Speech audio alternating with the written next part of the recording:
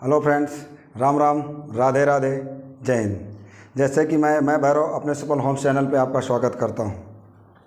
आइए अब हम लोग ज़्यादा टाइम न लेते हुए अपने टॉपिक की बात करते हैं। जैसे कि हम लोग कल संख्याएं, प्राकृत संख्या, पूर्ण संख्या, पूर्णांक संख्या, परिमेय संख्या, परिमेय संख्या और लास्ट में हम कहाँ तक परिमेय संख्या के बाद अपरिमेय किए थे। अपरिमेय के बाद दशमलव, शांत और अशांत आवर्तीकरण कर लिए थे। उसके बाद हम लोग आइए देखते हैं क्या, जैसे कि अपरिमेय संख्या हमारी कौन कौन सी होती हैं। अपरिमेय संख्या बताइए कौन कौन सी। अपरिमेय संख्या √2, √3, √5, √19, √23, √29, √31, ऐसी ये संख्या हमारी सब होती हैं अपरिमेय संख्या। और साथ में ये भाई साहब को मत भूलना, पाई भाई साहब को, ये पाई भाई साहब बहुत बड़े कलाकार, इनको मत भूलना, ये भी हमारी अपरिमेय संख्याओं में ही आती हैं। जैसे हम लोग कल परिमेय संख्या और अपरिमेय संख्या कर लिए थे, तो आप लोग कमेंट में एक क्वेश्चन हम दे रहे हैं, आप इसको ये बताना कि ये कौन सी संख्या परिमेय है कि अपरिमेय। ठीक, आप लोग बताइएगा। √2 क्या परिमेय है या अपरिमेय, इसके बारे में आप लोग हमको कमेंट में अपनी राय व्यक्त करना। ठीक, चलिए ठीक है। आइए आज हम बात करते हैं उनके परिमेय और अपरिमेय संख्याओं के क्वेश्चनों के बेस में क्या क्या पूछा जाए। अगर दिया हो यदि A और B दो परिमेय संख्या हो तो, अगर दिया हो A और B दो परिमेय संख्याएं हो तो प्रश्न हमारा यहाँ से क्या बनता है मित्रों। हमारा प्रश्न यहाँ से ये बनता है, क्या एक परिमेय संख्या में दूसरी परिमेय संख्या को जोड़ा जाए तो क्या परिमेय संख्या प्राप्त होगी। परिमेय संख्या प्राप्त होगी। कहने का मतलब ये है, एक परिमेय संख्या से अगर दूसरी परिमेय संख्या को जोड़ा जाए तो क्या परिमेय संख्या प्राप्त होगी। आइए देखते हैं। जैसे 2 + 4 6, 6 + 6 12, 8 + 10 18, 1 + 2 = 1। ये हमारी ऐसी कोई भी संख्या अगर आप ले लें, परिमेय संख्या, कोई भी परिमेय संख्या ले लेकर परिमेय संख्या से जोड़ा जाएगा तो सदैव हमारा जो संख्या प्राप्त होगी हमारी परिमेय संख्या प्राप्त होगी। इस बात को आप याद रखना, यहाँ से क्वेश्चन अक्सर बनते हैं। चलिए ठीक है, अगला हमारा क्या है, अगला क्वेश्चन हमारा क्या बनता है। यहाँ से अगला क्वेश्चन हमारा ये बनता है, यदि किसी परिमेय संख्या को किसी परिमेय संख्या से घटाया जाए, क्या किया जाए, यदि किसी परिमेय संख्या को किसी परिमेय संख्या से घटाया जाए तो क्या परिमेय प्राप्त होगी। आइए देखते हैं। 5 - 2 3, 7 - 4 3, 11 - 5 6। ऐसे करने से मतलब कोई भी आप संख्या ले लीजिए, कोई भी आप संख्या ले लीजिए। जैसे ले लीजिए 2/3 - 1/2। अब आप कुछ भी ले लीजिए। अब आप ले सकते हैं 4/5 - 2/6। आप कुछ भी ले लीजिए, जो भी यहाँ हमारा जो प्राप्त होगा वो हमारा परिमेय संख्या ही प्राप्त होगी। चलिए ये भी हमारा सही है। ठीक, अब यहाँ से एलसीएम 6 आ जाएगा इसका, और 6 के बाद अपना /6 आ जाएगा। यहाँ 6 के बाद 3 दूना 6, 2 दूना 4, ऐसे करके आप काट के निकाल लेना। ये जो हमारी संख्या यहाँ प्राप्त होगी अपरिमेय संख्या प्राप्त होगी। चलिए ठीक है, आ जाओ।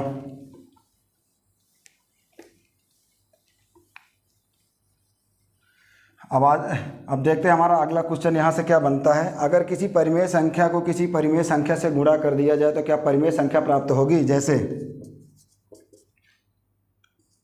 6 × 6 क्या हो जाएगा 36, 4 4 16, 2 3 6 3 5 15। मतलब किसी भी संख्या को आप परिमेय संख्या से गुणा कर दीजिए। अरे भाई साहब इससे कर लीजिए 3/2 × 2/4 कर लीजिए, इसका हो जाएगा 2 तो यहीं 6, 2 4 को 8, 6 2 से काट दीजिए, 3, 3/4 हो गया।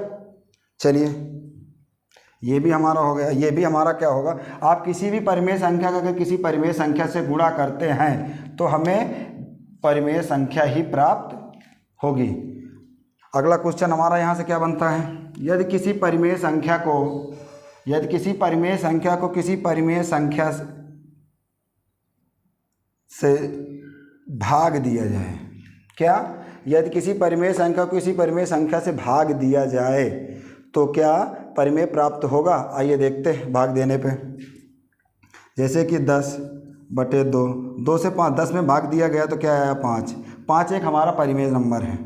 आ जाओ और देख लेते हैं। जैसे कि 24 को 3 में भाग दीजिए, 8। 8 एक हमारा परिमेय नंबर है।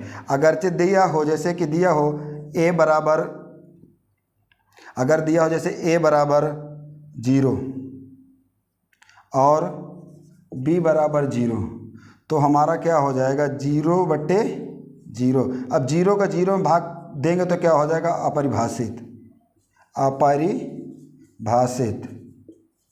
मतलब जिसे परिभाषित नहीं किया जा सकता। अब यहाँ तो अपरिभाषित मतलब परिभाषित नहीं किया जाता, यहाँ डायरेक्ट गया, क्या परिमेय संख्या प्राप्त होगी।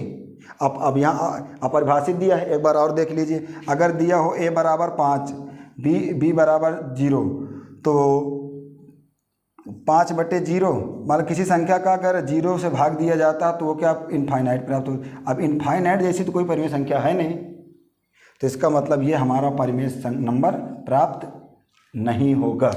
चलिए ठीक है, आइए देखते हैं। अगला हमारा यहाँ से क्या बनता है, यदि किसी परिमेय संख्या के ऊपर परिमेय संख्या की घात लगा दी जाए, क्या, यदि किसी परिमेय संख्या के ऊपर परिमेय संख्या की घात लगा दी जाए, क्या कह रहा है, यदि किसी परिमेय संख्या के ऊपर किसी परिमेय संख्या की घात लगा दी जाए तो क्या परिमेय नंबर प्राप्त होगा। चलिए आइए देखते हैं। जैसे हमारा कह रहा है कि 2 के ऊपर 2 की घात लगा दो, 4। भाई साहब तो परिमेय प्राप्त हो गए। और आगे देख लेते हैं, 2 के ऊपर 3, 8। भाई साहब परिमेय प्राप्त हो गए। आ जाओ अगर देख लें। अब जैसे अगर दे दे a बराबर 5 और b बराबर 1/2, तो क्या इस फॉर्म में लिखने के लिए हम देखते हैं, a हमारा कितना है 5 और b कितना है 1/2। अब 5 की घात 1/2। अब ये भाई साहब 1/2 जब इनको हल करेंगे तो ये आ जाएंगे अंडर रूट में। 1/2 हमारा अंडर रूट ले लेता है। इसको हम आगे चल के जब बताएंगे, जब करनी वरनी पढ़ाएंगे तो इसको बताएंगे 1/2 करनी क्यों होता है। बस इतना यहाँ समझ लीजिए कि ये 1 अंडर रूट हो जाता है 5, और भाई साहब ये 5 आ जाएंगे। ये अंडर रूट 5 हमारा परिमेय नंबर नहीं है। अब ये पिछले परिमेय संख्या में देखिए, under root 2, under root 3, under root 5, under root 19, under root 29, under root 31, ऐसी संख्या देखे थे ना जो परिमेय नंबर नहीं थी। ये भाई साहब हमारे परिमेय नंबर नहीं हैं, तो इसका मतलब ये हमारा परिमेय नंबर नहीं होगा। ठीक, चलिए अब देखते हैं क्या होगा। परिमेय संख्या हमारी यहाँ से क्वेश्चन बेस वाले क्वेश्चन हमारे समाप्त होते हैं। और यहाँ से परिमेय संख्या से क्वेश्चन क्या क्या बनता है देख लीजिए। एक बार हम आपको और डिस्कस कर लेते हैं, परिमेय संख्या से क्वेश्चन क्या क्या बनता है। परिमेय संख्या से हमारा क्वेश्चन और क्या क्या बनता है, जैसे कि दिया हो, क्या दिया हो, किन्हीं दो परिमेय संख्याओं का किन्हीं दो परिमेय संख्याओं के मध्य अन्य किन्हीं दो परिमेय संख्याओं के मध्य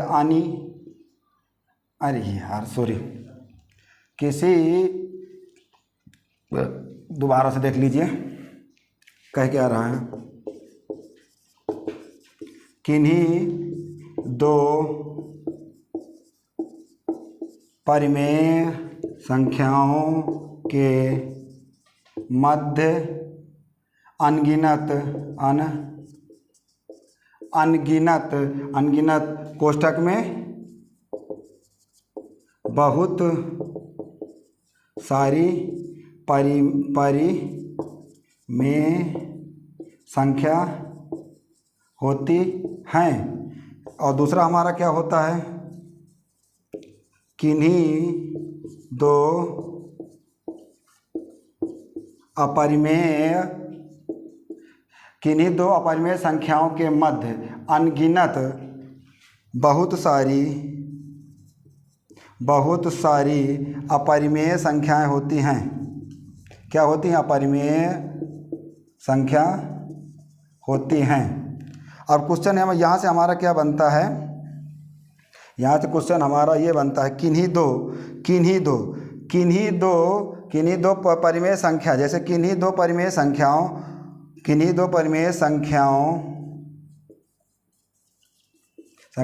ए और बी के मध्य, किन्हीं दो परिमेय संख्याओं ए और बी के मध्य, किन्हीं दो परिमेय संख्याओं ए और बी के मध्य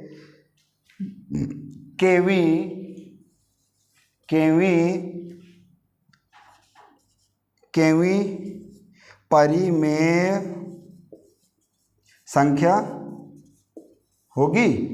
मतलब क्वेश्चन हमारा यहाँ से ये चीज़ें पढ़ने के बाद, किन्हीं दो परिमेय संख्याओं के मध्य अनगिनत परिमेय संख्याएं होती हैं, किन्हीं दो अपरिमेय संख्याओं के मध्य अनगिनत अपरिमेय संख्याएं होती हैं। तो यहाँ से क्वेश्चन हमारा ये बनता, किन्हीं दो परिमेय संख्याओं के मध्य या किन्हीं दो अपरिमेय संख्याओं के मध्य, दोनों चीज़ यहाँ से हम क्वेश्चन बना सकते हैं, किसी परिमेय संख्या के मध्य, किसी अपरिमेय संख्या के मध्य केवी संख्या क्या होगी। केवी संख्या का मतलब अभी इतना आप लोग सुन ही चुके हैं। यहाँ से एक हमारा फार्मूला निकल के ये आता है,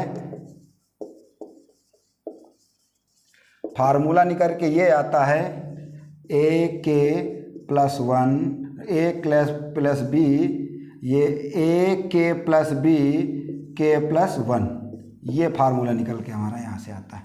क्या आता है? ए के प्लस बी के प्लस वन, ये हमारा फार्मूला निकल के आता है। अब ये फार्मूला से हमारे क्वेश्चन क्या बनते हैं, आप देख लीजिए, ये फार्मूला से हमारे क्वेश्चन क्या बनते हैं, आप लोग को हम दिखाते हैं। जरा इसको सफ़ा कर लें बोर्ड को।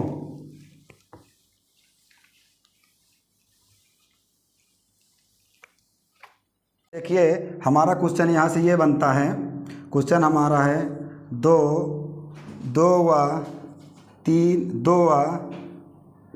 व चार के मध्य परिमेय संख्या कौन सी होगी। 2 व 4 के मध्य परिमेय संख्या कौन सी होगी। परिमेय नंबर हमारा पूछ रहा है, 2 और 4 के मध्य कौन सी संख्या आएगी, कौन सा नंबर आएगा, ये पूछने उसका प्रयास कर रहा है। इसके पहले हम अभी इसके पहले जब हम थ्योरी लिखे थे, जैसे उसमें बता दो परिमेय संख्याओं के बीच अनगिनत परिमेय संख्याएं होती हैं। उसका कहने का मतलब ये था कि 2 परिमेय संख्याओं के बीच अनगिनत संख्याएँ होती हैं। चलिए ठीक है। और दूसरा हमारा था दो अपरिमेय संख्याओं के बीच अनगिनत अपरिमेय संख्या होती है। अब हमारा क्वेश्चन यहाँ दे दिया है कि 2 व 4 के मध्य परिमेय संख्या कौन सी होगी। मतलब 2 और 4 के मध्य की बात पूछ लिया है ना। अब वहाँ संख्या वहाँ निर्धारित नहीं थी, यहाँ संख्या हमारी निर्धारित कर दिया 2 और 4 के मध्य। 2 और 4 के मध्य देख लीजिए, a बराबर 2, b बराबर 4, k बराबर 1 मान लेंगे हम। तो यहाँ से हमारा फार्मूला में हो जाएगा a के प्लस b, फार्मूला हमारा है k प्लस 1। इस फार्मूले में क्वेश्चन रख दो, a बराबर 2, k बराबर 1 प्लस b बराबर 4 और k बराबर 1 प्लस 1। ये हो जाएगा 2 का इसमें गुणा करेंगे 2 ही हो जाएगा, 4 2 6 प्लस 2 से काट दो 3 वो ऐसा नंबर है जो और 3 के मध्य हमारा परिमेय नंबर है। चलिए ठीक है, परिमेय संख्या होगी। इसके बाद और क्वेश्चन हमारा यहाँ से क्या बन सकता है, एक बार और देख लीजिए। अगर जैसे कह दे 2/3 और 4/7 के मध्य परिमेय संख्या हमारी 240वीं परिमेय संख्या, यहाँ लिख दे परिमेय संख्या 240वीं परिमेय संख्या होगी। मतलब 2/3 व 4/7 के मध्य परिमेय संख्या 240वीं परिमेय संख्या होगी। 240वीं परिमेय संख्या। अब आइए देख लीजिए, यहाँ दिया है जैसे a बराबर क्या दिया है, a बराबर 2/3, b बराबर 4/7, क्या दिया है, b बराबर 4/7, और k बराबर, यहाँ k का मान हमारा दे दिया 240। 240वीं संख्या पूछ रहा है। चलिए ठीक है, आइए देखते हैं क्या कह रहा है। k का मान, a का मान रख लो 2/3, k का मान रख लो, k का मान यहाँ रख लो, k का मान हमारा क्या है 240 प्लस b का मान हमारा है 4/7। आ जाइए यहाँ, k का मान हमारा है 240 प्लस 1। अब इसको हल कर लीजिए, इसको काट दीजिए यहाँ से, 3 अट्ठे 24, 80 आ गया, 2 अट्ठे 16, 180 प्लस 4/7, और यहाँ से हमारा हो गया 241। अब इसका इसमें गुणा कर दीजिए, इसको जोड़ के जो भी संख्या प्राप्त हो जाए वो हमारी उसकी संख्या हो जाएगी। ठीक है, ऐसे यहाँ से निकाला जाता है। चलिए आते हैं आगे, हम देखते हैं। चलिए, अब यहाँ से हमारा, अब तक हमारा परिमेय संख्या हमारी यहीं से समाप्त होती है। क्या, परिमेय संख्याएं हमारी यहाँ से समाप्त होती हैं। तो अगला हमारा इसमें क्या होगा, परिमेय संख्या समाप्त होने के बाद अगला हमारा हो जाएगा वास्तविक संख्या। क्या, अगला हमारा हो जाएगा वास्तविक संख्या, मतलब रियल नंबर। वास्तविक संख्या मतलब रियल नंबर। मतलब इसके थ्योरी हमारी क्या कहती है, वह संख्या जिसका वर्ग करने पर, ऐसी संख्या जिसका वर्ग करने पर हमें जो संख्या प्राप्त हो वो धनात्मक प्राप्त हो। इसका साधारण सा फंडा ये है वास्तविक संख्या का, वह संख्या जिसका हम वर्ग करें, वर्ग करने पर जो हमें प्राप्त हो धनात्मक प्राप्त हो। चलिए ठीक है, मतलब इसे कहने का मतलब है किसी संख्या का वर्ग करने पर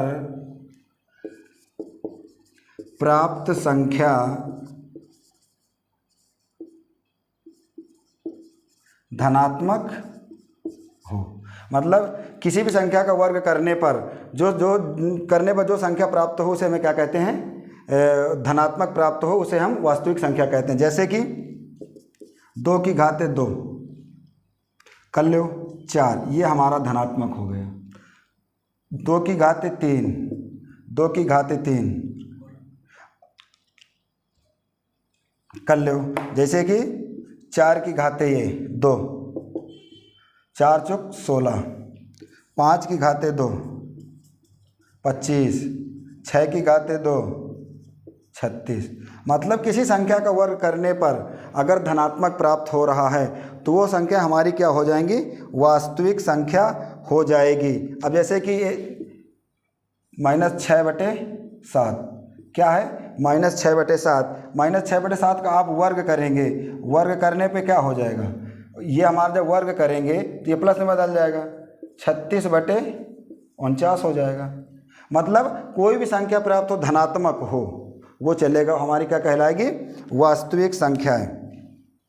वास्तविक संख्या के बाद हमारा आता है, वास्तविक संख्या के बाद हमारा आ जाता है क्या, काल्पनिक संख्या। क्या, काल्पनिक संख्या है। जस्ट इसका विपरीत, जस्ट इसका क्या विपरीत।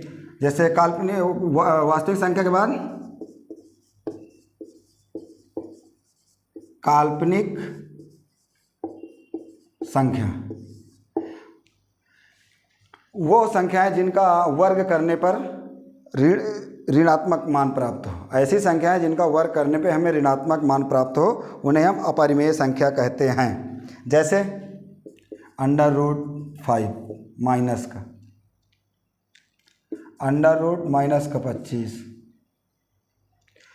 √ माइनस का 7, √ माइनस का 3, ऐसी संख्याएं। ठीक, काल्पनिक संख्या हमारी क्या होती है किसी संख्या का वर्ग करने पर प्राप्त संख्या क्या हो, ऋणात्मक हो और उन्हें हम काल्पनिक संख्या कहते हैं। चलिए ये मान हो गया। अब ये हमारी संख्याएं हो गई। और भी आप ले सकते हैं, अंडर रूट -11 ले लीजिए, कुछ भी ले लीजिए। अब माइनस मतलब ऋणात्मक मान, परिभाषा से यही पता चल रहा है। अब इसके बाद आ जाइए, क्या होता है, जैसे एक फार्मूला हमारा होता है, अगरचे काल्पनिक संख्या के ऊपर अगर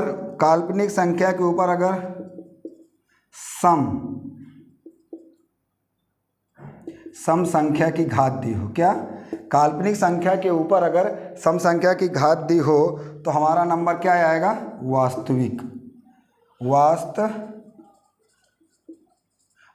संख्या आएगी। दूसरा चीज हमारा क्या हो जाएगा, काल्पनिक संख्या के ऊपर अगर विषम संख्या घात के रूप में अगर काल्पनिक संख्या के ऊपर विषम घात के रूप में हो तो हमारा क्या, काल्पनिक संख्या के ऊपर अगर विषम घात हो तो हमारा मान आ जाएगा काल्पनिक, क्या आ जाएगा, काल्पनिक संख्या। ये फार्मूला अपनी कॉपी में नोट कर लेना। मतलब कहने में काल्पनिक संख्या के ऊपर समघात होगी तो वास्तविक आएगा, काल्पनिक संख्या के ऊपर विषम घात होगी तो काल्पनिक आएगा। चलिए देखते हैं,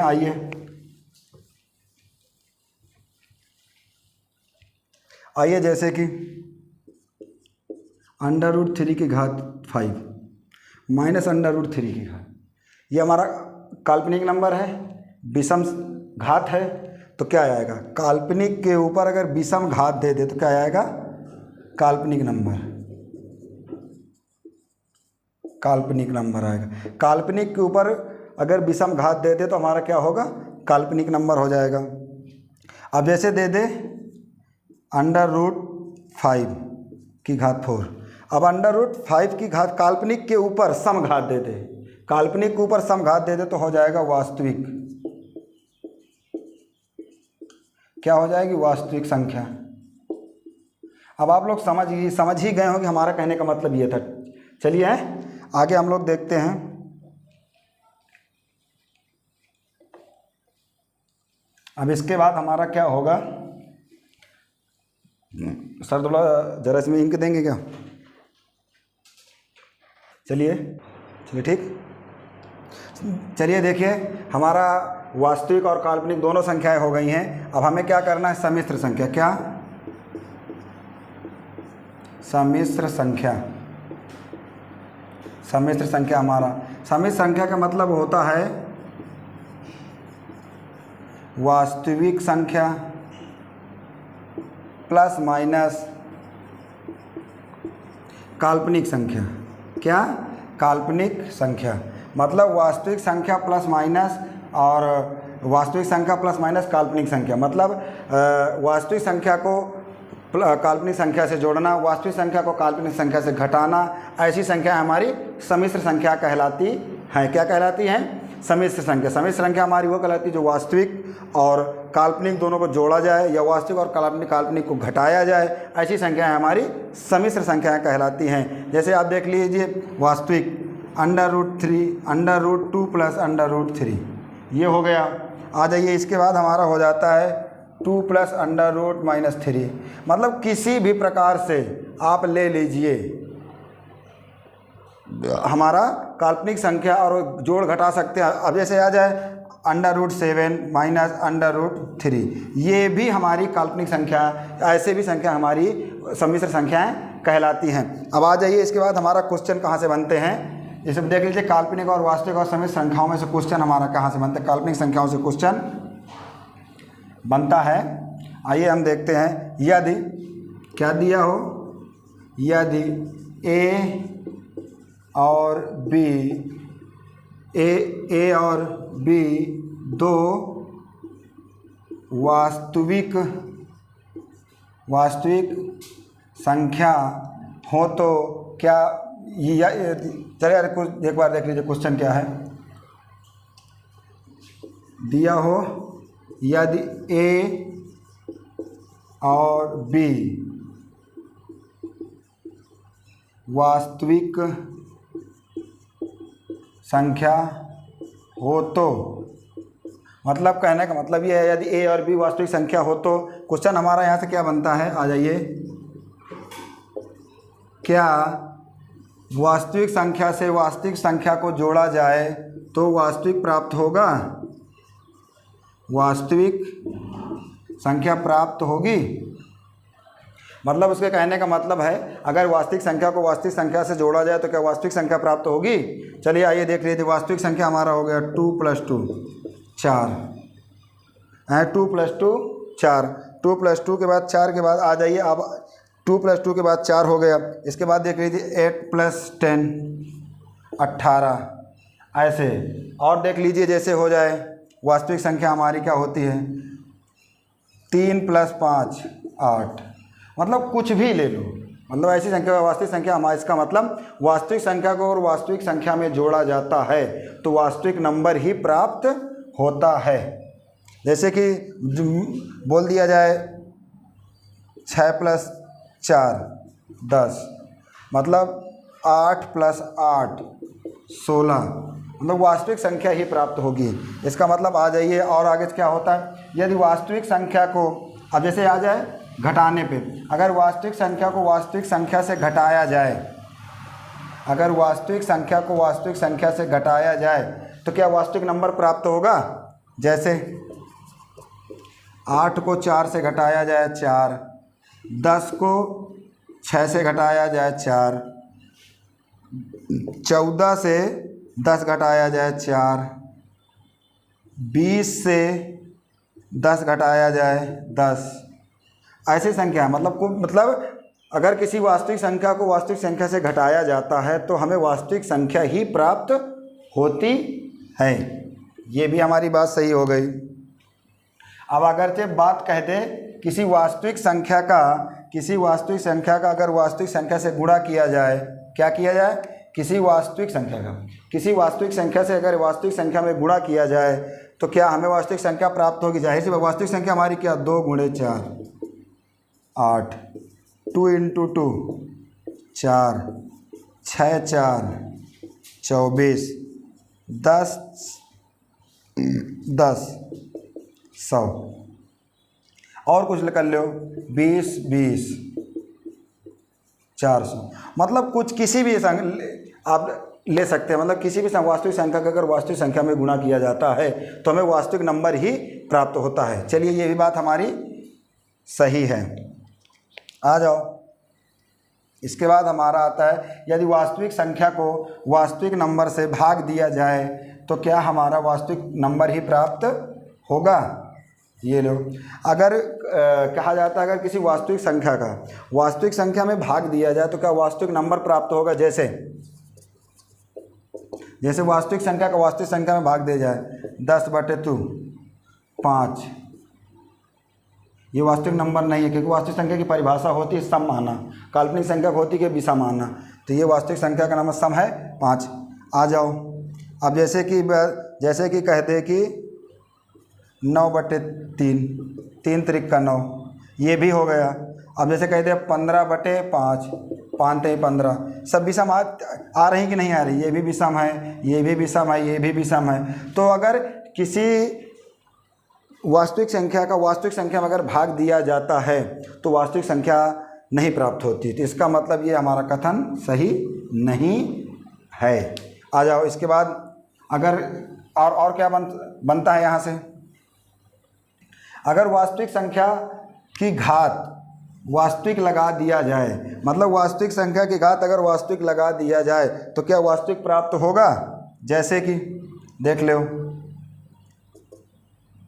a = 2 मान लो और b = 2 मान लो, तो घात इसके रूप में लिख लो 2 की घात 2।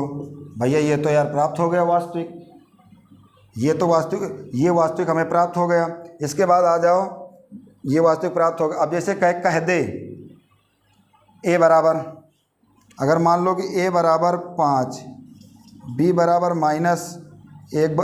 बी बराबर 1/2 दिया हो, ए बराबर -5 बी बटे 1/2 दिया, तो इसका क्या हो जाएगा -5 की घात 1/2। अब ये हमारा अंडर रूट में आ जाएगा, अंडर रूट -5। अब अंडर रूट -5 हमारा वास्तविक तो है नहीं, क्योंकि इसमें आ गया, तो इसलिए ये हमारा नहीं होगा। चलिए अब यहाँ तक हमारा चीज़ें, हमारी वास्तविक संख्याएं भी ख़त्म होती हैं। वास्तविक संख्या के बाद क्या आता है हमारा, हमें अगली चीज़ क्या पढ़ना है, अगली चीज़ हमारी क्या होगी, आते देखते हैं। अगली चीज़ हमारी होगी अभाज्य संख्या। क्या? अभाज्य संख्या। नाम से ही पता चलता है अभाज्य संख्या। जो इसकी परिभाषा होती है वह संख्या जो अपने स्वयं से या तो 1 से विभाजित हो, उसे हम अभाज्य संख्या कहते हैं। किससे विभाजित हो? स्वयं या 1। अभाज्य संख्या या तो स्वयं से विभाजित हो या 1 से विभाजित हो, उसे हम क्या कहते हैं? अभाज्य संख्या कहते हैं। जैसे अभाज्य संख्याएं हमारी होती कौन कौन सी हैं? 2, 5, 7, 2, 5, 7, 9 नहीं हमारी होगी, 11, 13, ऐसे करके चली जाएंगी। ये हमारी अभाज्य संख्याएं हो गई। ये 9, 3, 5, 7 मतलब 2, 3, 5, 7, 11, 13 के बाद 19, 23 ऐसे करके बढ़ती चली जाएगी। ये हमारी हो जाती है अभाज्य संख्या। अभाज्य संख्या मतलब इसमें एक बात और नोट करने योग्य बात होती है। क्या नोट करने योग्य बात होती है? एक हमारा ना तो भाज्य है और ना ही अभाज्य। एक को ना हम अभाज्य मानेंगे ना भाज्य। एक ऐसी हमारी संख्या है ना जो भाज्य है ना अभाज्य। हमारा अभाज्य हो गया। अब आ जाओ इसमें क्वेश्चन मतलब सबसे छोटी संख्या क्या बनता है? सबसे छोटी हमारी अभाज्य संख्या अभी लिखे थे ना, 2, 3, 5, 7, 11, 13 ऐसे करके आगे तक बढ़ती चली जाएंगी अभाज्य संख्या। अभाज्य संख्या हमारी 1 मतलब सबसे छोटी अभाज्य संख्या क्या होगी? सबसे छोटी अभाज्य संख्या। सबसे छोटी अभाज्य संख्या हमारी क्या होगी? सबसे छोटी अभाज्य संख्या हमारी 2 होगी। सबसे छोटी संख्या हमारी यहाँ साफ सीधे को दिख रहा है 2। और दूसरा यहाँ से क्या पूछा जा सकता है? सबसे छोटी विषम अभाज्य संख्या। क्या? विषम अभाज्य संख्या कौन सी होगी? 3। सबसे छोटी विषम अभाज्य संख्या 3 होगी। आइए अब हम चेक करते हैं कि कितने से कितने के बीच में संख्या अभाज्य, कौन कौन सी संख्या कितने के बीच कितने संख्या अभाज्य संख्या आती हैं। आप लोग एक नंबर याद रखना मित्रों, बड़ी मेहनत के बाद मैंने ये नंबर को निकाला है। क्या नंबर मैंने निकाला है? याद करना। कहाँ से? 0 से 10 तक अभाज्य संख्या हमारी कितनी होंगी? 4। 10 से 20 तक अभाज्य संख्या हमारी होंगी 4। ऐसे करके 10, 20, 20 से 30, 40, 50, 60, 70, 80, 90, 100 ऐसे करके हमें देखना है कि हमारी पूरी संख्या बनेगी। ठीक है, मतलब 0 से यहाँ तक। और दूसरी बात, और दूसरे कैसे दूसरा हमारा मतलब दूसरे कैसे पता करें? दूसरी जगह से जैसे अभी ये दिया है 2, 3, 4, 2, 3, 5, 7, 5, 7 दिया तो 6 हमारी संख्या आएगी कि नहीं? 6 को वैसे मान लेते हैं। 6 के मल्टीपल मतलब 6 का पहाड़ा पढ़ते चले जाइए। 6 का 6, 6 दूना 12, 6 त्रिक 18, 6 चौक 24, 6 पंच 30, 36, 6 36, 42, 48 और 54 ये हमारी संख्या हो गई।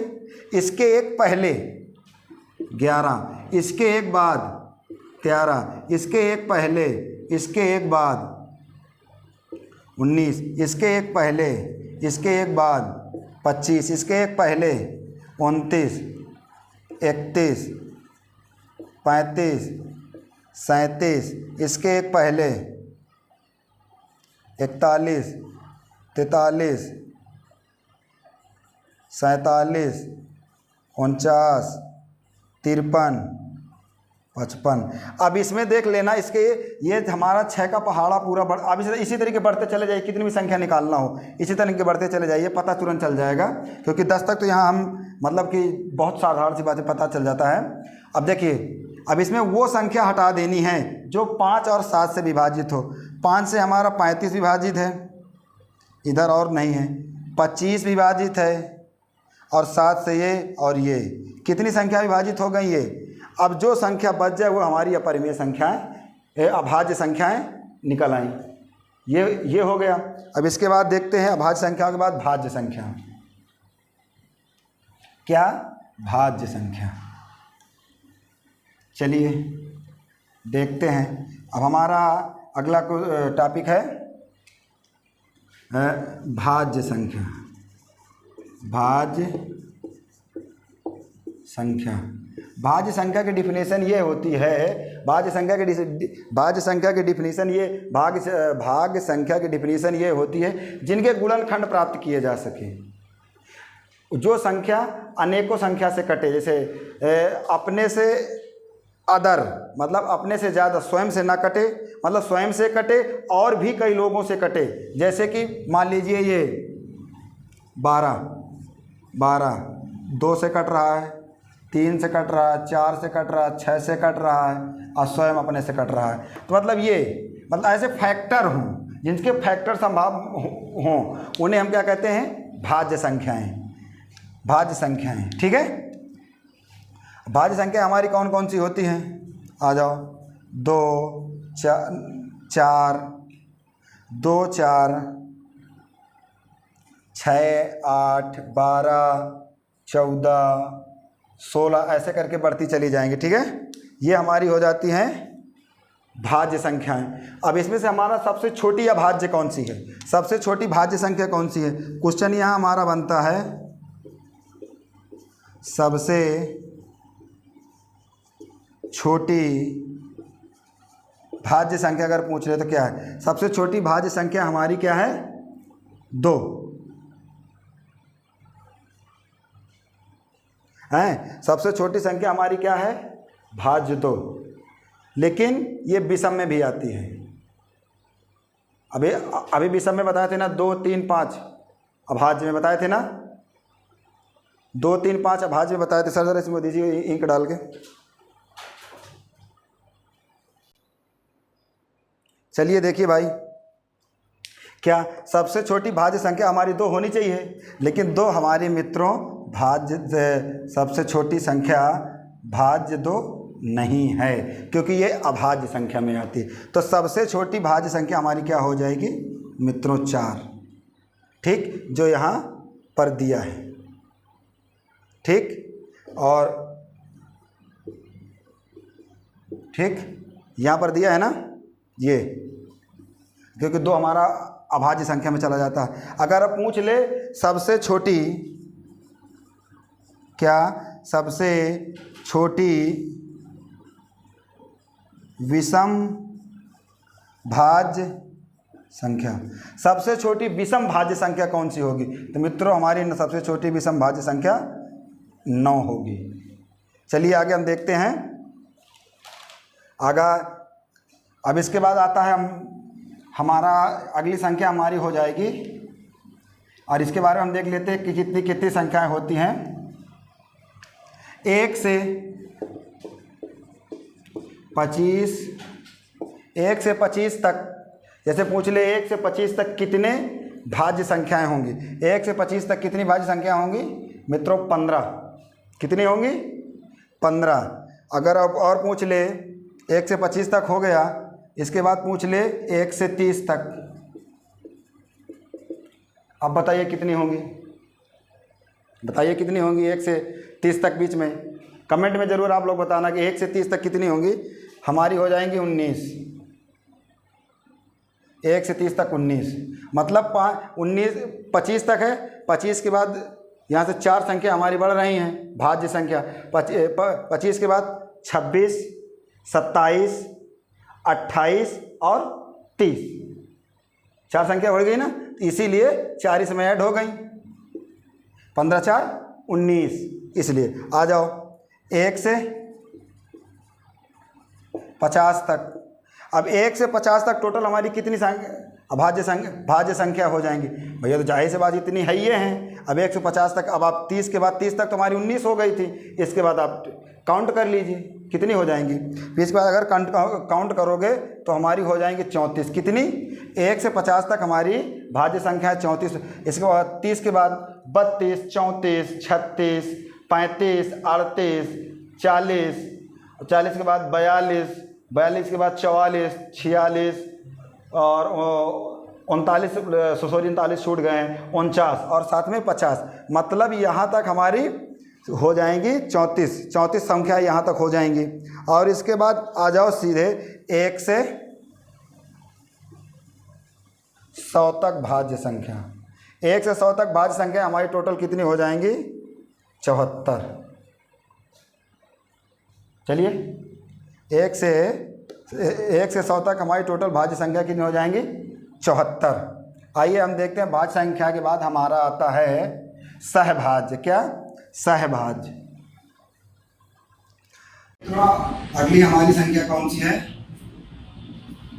सहअभाज्य। क्या है? सहअभाज्य संख्या। सहभाज्य संख्या की डिफिनीशन क्या होती है? दो संख्याओं दो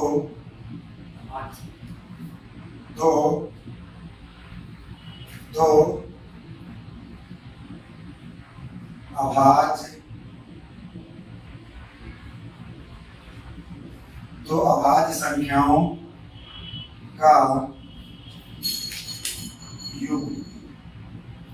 दो अभाज्य संख्याओं का युग्म हमारा सहभाज्य संख्या कहलाता है। क्या?